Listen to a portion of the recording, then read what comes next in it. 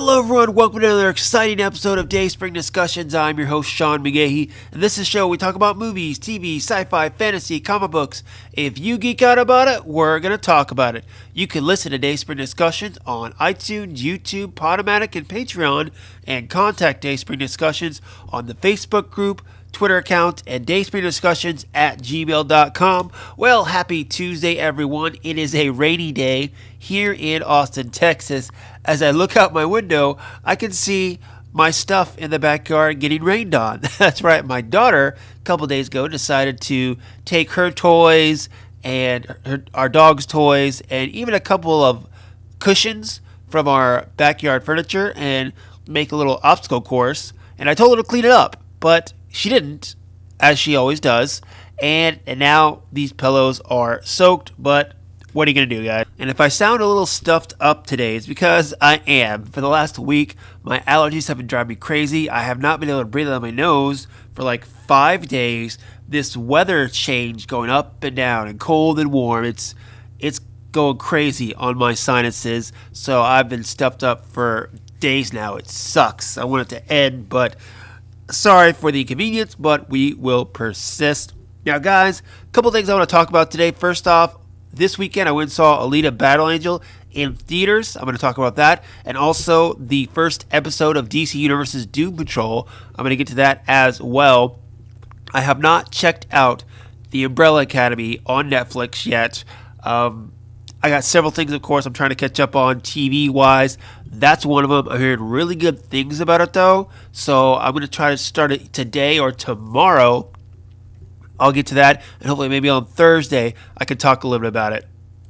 But to start off today, let's go straight to some news that broke yesterday, I believe it was. And that is Netflix has officially canceled The Punisher and Jessica Jones, taking out the last shows of the Marvel Netflix series. Can't say I'm surprised. Anyone who's surprised by this, you haven't paid attention, because several months ago, they canceled Daredevil, they canceled, Iron Fist, Luke Cage. This was inevitable, guys, and it's just kind of how the way it is. What's been going on is Disney is, of course, starting their own streaming service this year, Disney Plus. Disney owns Marvel, all the Marvel characters. Their partnership with Netflix was to make these Disney characters on Netflix for the streaming service. Disney is going to have their own streaming service, so they're not planning on continuing making these Disney characters for Netflix when they can just take them and put them on their own streaming service. It's totally understandable. It sucks because they're canceling some of these series that were really good, such as Daredevil and Punisher. On a plus side, though, maybe they can redo Iron Fist a little better. Luke Cage wasn't bad. Jessica Jones had its ups and downs, but nonetheless, people like these shows. I love Daredevil. Season 3 was great. I even enjoyed, Defenders, a little bit of Luke Cage. Iron Fist is one of my favorite Marvel characters, so I've been disappointed with the way he's been treated. Jessica Jones loved Season 1, did not like Season 2. Now, in a statement by Netflix, they said, quote, Marvel's The Punisher will not return for a third season. Showrunner Steve Lightfoot, the terrific crew, and exceptional cast, including star John Bernthal, delivered an acclaimed and compelling series for fans. We are proud to showcase their work on Netflix for years to come. And also, again, coming out in regards to Jessica Jones, says, in addition, in reviewing our Marvel programming, we have decided that the third upcoming season will be the final season for Marvel's Jessica Jones. We are grateful for showrunner Melissa Rosenberg, star Kristen Ritter, and the entire cast and crew for 3 incredible seasons of this groundbreaking series, which was recognized by the Peabody Awards, among many things. Now, Jeff Loeb, an executive over at Marvel Television, was talking as well that possibly these shows might not be entirely canceled, saying, quote, I would not be surprised if any of those things reemerge. It depends on showrunner, depends on availability of cast, all those things. It's not like we're a doctor show where the show got canceled because of bad ratings. And talking about how maybe these shows might pop up on Disney Plus, the streaming service, or even on Hulu, because, guys, remember, I think I talked about this last show in regards to some of the Marvel cartoons that's coming out on Hulu. Once the Fox Disney deal is done, Disney will own 60% majority of Hulu, and I think we're going to see a lot more Disney content on Hulu, or the way it's structured at least. So maybe bringing these shows back on another streaming service that Disney owns might be the way to go. Honestly, I don't think that's the case though. As much as I want to see a fourth season of Daredevil, I love Charlie Cox as Matt Murdock. I love the entire cast. It's just a superb show that I will continue to watch for many years. I don't think that's the case. Switching networks like that, it's associated with Netflix, and if Disney and Marvel were to restart it, I think there's still that association with the series. Plus the fact that because these are still Netflix produced shows, all these seasons are still going to be on Netflix, for at least several years, I imagine. So again, if you try to bring it back to Hulu or Disney Plus, you'd have to try to gain the rights back to the previous seasons so you can put them on the other streaming service. I think it's just a whole complicated thing. Never say never. I want these shows to stay alive as much as everyone else does. But again, I just don't think that's going to be the case. I think they're going to take characters like Daredevil, Punisher, and recast them, put them in, the Marvel Cinematic Universe, maybe make their own different series. The Punisher Season 2 came out, I believe, a month or so ago. I still haven't watched it, and part of it is because I know it was the last season. I enjoyed Punisher Season 1. I'm not a big Punisher fan, but I recognize that it is a good season, and I, want to watch it, but it's not honestly on the top of my priorities list. Jessica Jones Season 3, I heard they were going to do Season 3. I don't know if they actually made it or not. I'm a little surprised they went ahead and canceled it, because their plan seems to be let the new season of the show come out and then cancel it like a month or so afterwards. So I'm surprised they still, announced Jessica Jones cancellation before the third season even comes out. Honestly, I'm not looking forward to it just because of the fact that I didn't enjoy Season 2 that much. It was one of my least favorite seasons of the Marvel Netflix series, but I loved Season 1, so, I'll check it out. I'm not looking forward to it, but in any event, fire back on the social media groups, Gmail account. Let me know what you think about all this. Okay, next up, DC Universe came out with their first episode of their new series Doom Patrol on Friday. Now, this is a spin-off series from their other live-action original show, Titans. We have that one episode in Season 1 of Titans where Raven meets Beast Boy, who is shacked up with Doom Patrol. Now, those who don't know, Doom Patrol are the adventures of an idealistic mad scientist and his field team of super-powered outcasts that include Robot Man, Elastigirl, who is it? Crazy Jane, and then of course Negative Man, and Cyborg is on his way too. First episode did not feature Cyborg. Of course, most people know Cyborg from Teen Titans. Now, I'm aware of Doom Patrol. I've read a little Doom Patrol, but not a lot. Honestly, I'm not a fan of them. I'm not a fan of Doom Patrol. That's why I'm not too familiar with it.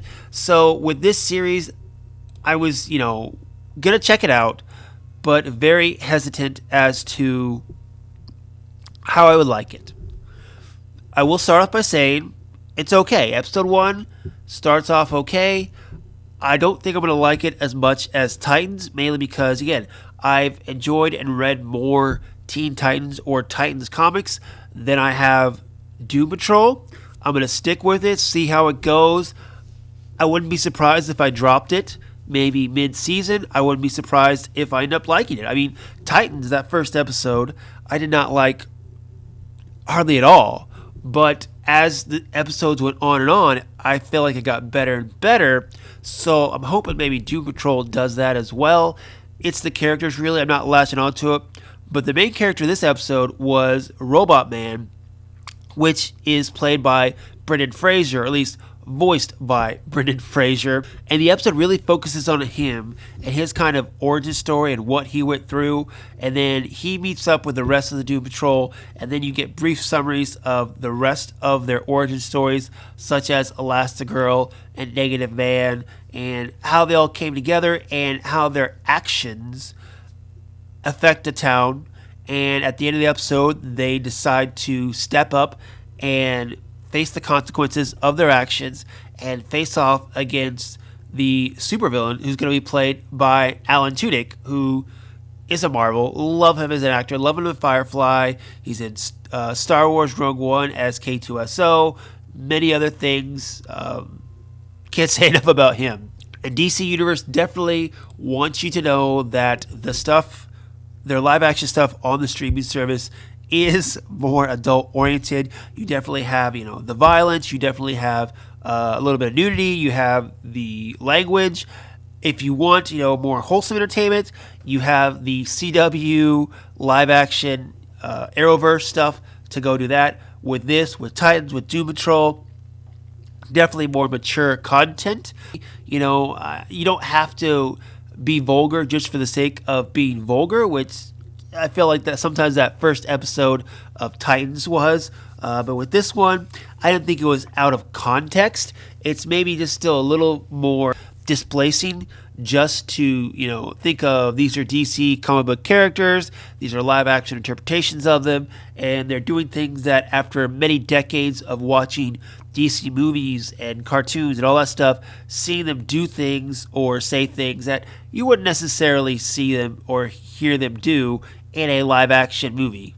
Now, the cast is solid. Like I said, Brendan Fraser kind of leads this episode as you go through the journey of his origins. And I love Brendan Fraser. Was it yesterday or maybe the day before, I found The Mummy on TV. 1999, yes, the movie's 20 years old. And the first Mummy movie and the second one, Mummy Returns, I love. The first Mummy movie was such a delight and surprise when I saw it in theaters. He's a great actor. I'm glad he's getting more work again after kind of being down and out for a little while. So I'm glad he's in this and getting more work. Timothy Dalton, the old James Bond himself as Chief. That's awesome. Like I said, Alan Tudyk's in there, who's always great. Matt Boomer, who most known for his USA show.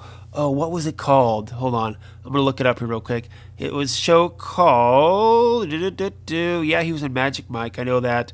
What was he in? White Collar. That's the name of it was. Yeah, he was in that USA show White Collar. But, he's a good actor as well. And then you got April Bowlby as Elastigirl and Diane Guerrera as Crazy Jane. Again, the characters I'm not loving that much. I think with Titans, really, the character I latched onto was Dick Grayson. And that's kind of how it is with a lot of shows or a lot of movies.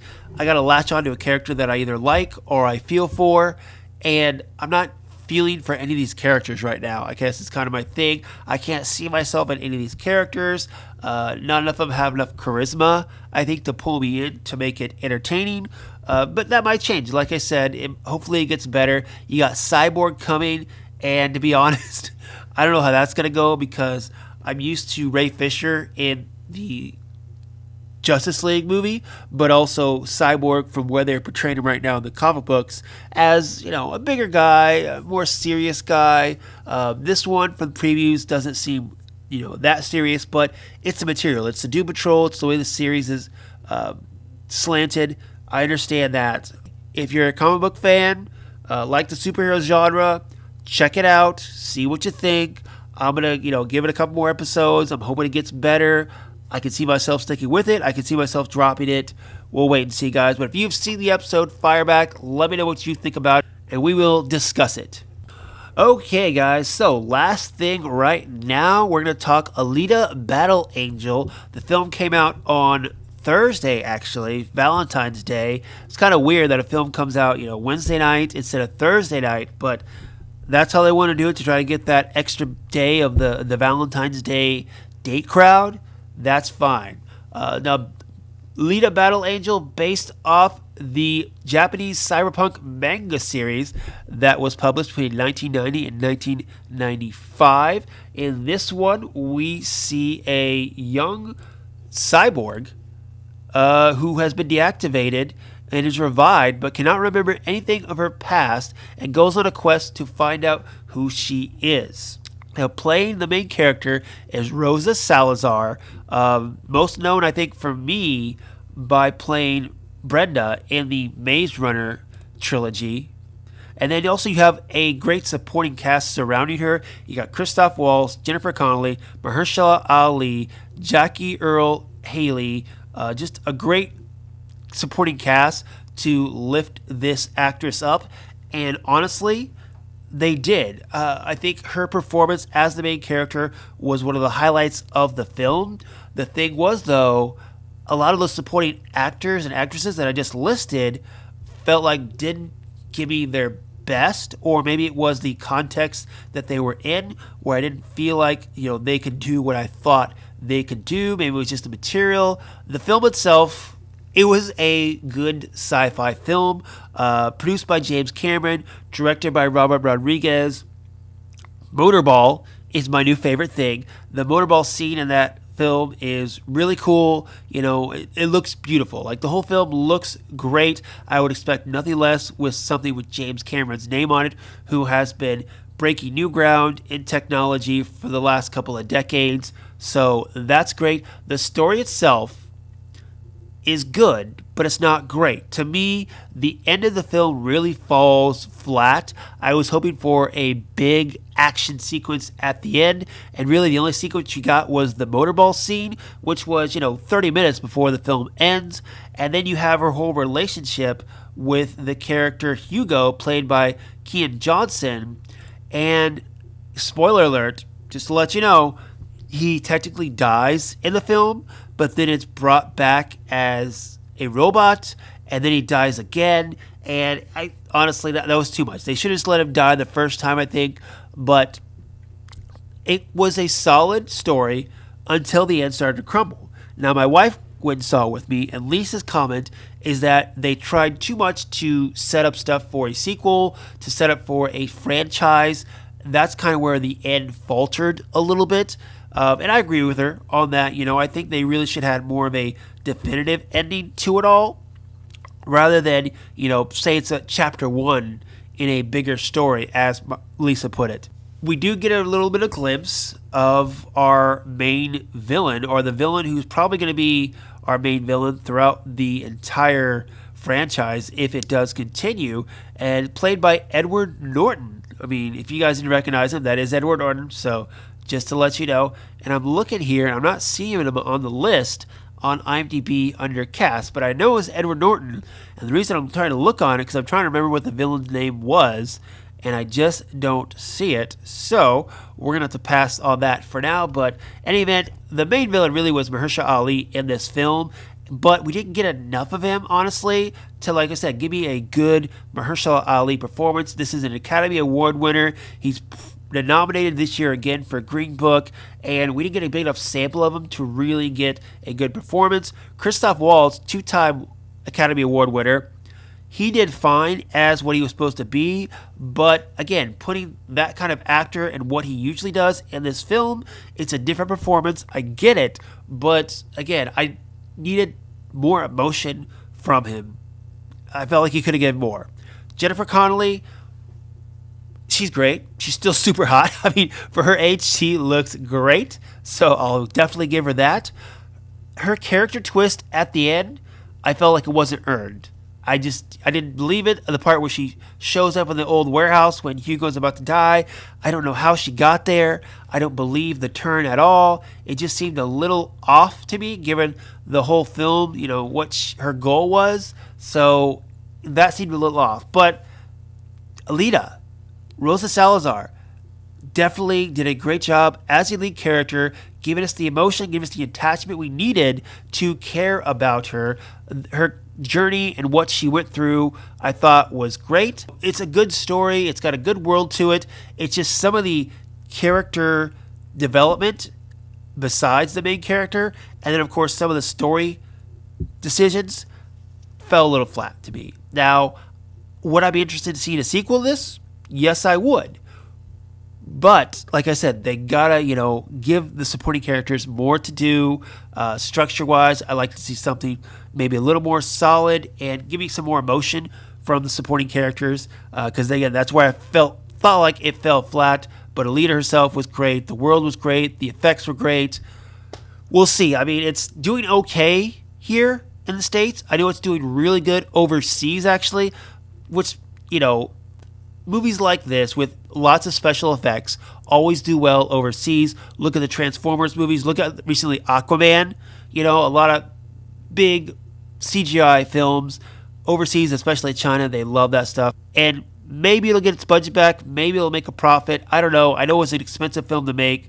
We'll just have to hang tight and see. But if you haven't checked it out, would I recommend you doing so? I would almost say just for the motorball sequences and the action sequences alone and the CGI and all that, yes. If you're into those kind of films where you like all that and you want to see it on a big screen, yes. If you're one who likes a more simple film and doesn't care about all that stuff, you could probably wait for Redbox and DVD. If you've seen the film, of course, fire back on the social media groups and Gmail account. Let me know what you think. And that's going to be it for me today, guys. I'm going to go, again, try to catch up on my TV, maybe try to catch a little bit of Umbrella Academy and go from there. But time for you guys to fire back. Let me know what you think about any of the subjects I have talked about. Facebook group, Twitter account, dayspringdiscussions@gmail.com. You can find me personally, Slim Dayspring 12 on Twitter and Instagram. And that's it. Hopefully on Thursday I will be back with a little bit of a review of Umbrella Academy. Also, Oscars are on Sunday, guys. I'm a big Oscar person. I have a lot to say with some of the recent Oscar news, but tonight I'm seeing my last Best Picture nominee, Vice. I saw The Favorite last night, and tonight I'm seeing Vice, and then I will have seen all the Best Picture nominees. So Thursday, I'm going to give kind of more of an Oscar show about, who I want to win, who I think will win, and then, like I said, maybe if I can fit a little bit of Umbrella Academy review in there. If I get to it, I hope I do. But that's going to be it for you guys. Go out, enjoy your day. Until next time, may the force be with us all.